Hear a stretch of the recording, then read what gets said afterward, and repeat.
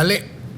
Sapagkat kung may violation, ang unang hakbang dyan, imbestigahan mo. Mali ang nais na hakbang na nagsusulong na suspindihin ang operasyon ng SMNI. Ito ang sinabi ni former Presidential Legal Counsel Attorney Salvador Panelo kaugnay sa resolusyon na isinusulong ni Congresswoman Nigs Nograles. Batay sa resolusyon ni Nograles, hinikayat nito na suspindihin ng National Telecommunications Commission ang operasyon ng SMNI habang patuloy ang investigasyon sa umano'y paglabag ng naturang network. Punto ni Panelo, kailangan ay mapatunayan muna ang umano'y paglabag ng SMNI bago mapatawan ng anumang sanction. I'm more concerned about that House resolution na isinusulong ng isang kongresista from Davao City, kung saan sinasabi niyang may mga violations and nagbigay siya ng mga 3 provision na may paglabag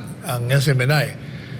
At sinabi niya, pending the investigation, kailangan suspendin ang operasyon. Yan po sa tingin natin, mali.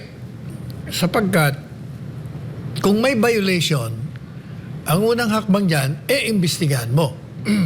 Hindi po pwedeng sususpendin mo ang operasyon. Kung baga, nag-conclude ka na agad.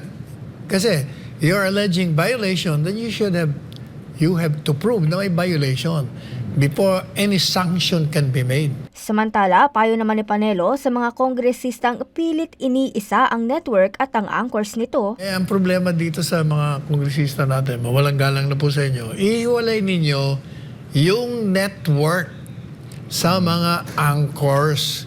Hindi po pwedeng pagkaisa inyo sapagkat iba ho ang entity ng network doon sa mga anchors. Kaya nga ho tayo palagi may disclaimer na tinatawag.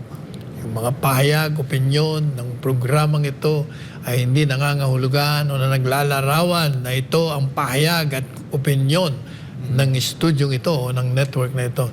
Ani Panelo, sakaling may paglabag man sa regulasyon ng batas, dapat ay idemanda na lamang ang mga naturang anchors at hindi ang buong network.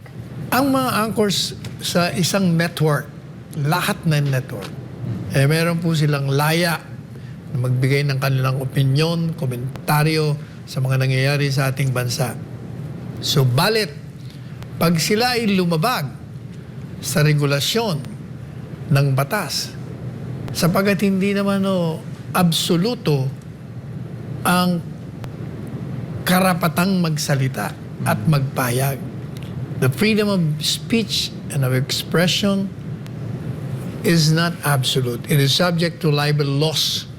So pag may problema po kayo sa mga anchors dito at sa iba pang network, sa tingin nyo, mali ang impormasyon na kinakalat nila at sa pamamagitan niya ay nakakasira sa reputasyon at integridad ng tao, abay magdemanda po. Idemanda ninyo ang mga anchors, hindi yung SMNI. Para sa Diyos at Pilipinas kong mahal, Crystal Austria, SMNI News.